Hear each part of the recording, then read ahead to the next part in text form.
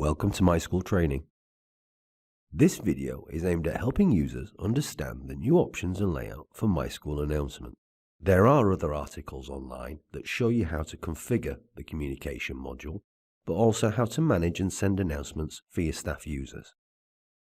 Students and guardians can only receive announcements using the MySchool platform. In our example, we will use a Guardian portal, but the inbox is the same for all your users. Let's check out the new features available.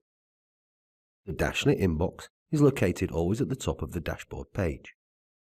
First thing to notice are the two icons next to the messages. The pin determines that the message has been classed as sticky by the sender.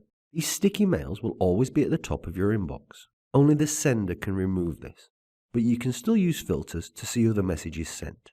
Star is for you to add the message to your favorites list. You can use the slider to limit your view to only show these messages if you wish. The sender can also choose a category for their announcement. You can use these as a filter and search criteria. It is the school's decision to enable these or not for their users. Click on the message line to read the contents of the announcement. You can add the message to your favorites here as well. The print functionality will use your browser settings to create a PDF. You can also class the announcement as being read or unread from here as well. The widget is designed to show a selection of announcements, but to see all received announcements, then open the full inbox view. MySchool announcements have a lifespan of 1 to 3 years depending on the school's settings. In full view, you can search using various parameters, such as categories, author, or date. You can mark all the announcements as being read here as well.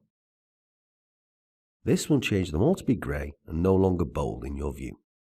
Subscription options are for you to decide how you would like to receive announcements. Some of these options may not be activated by your school. The senders can class announcements as essential and non-essential mails.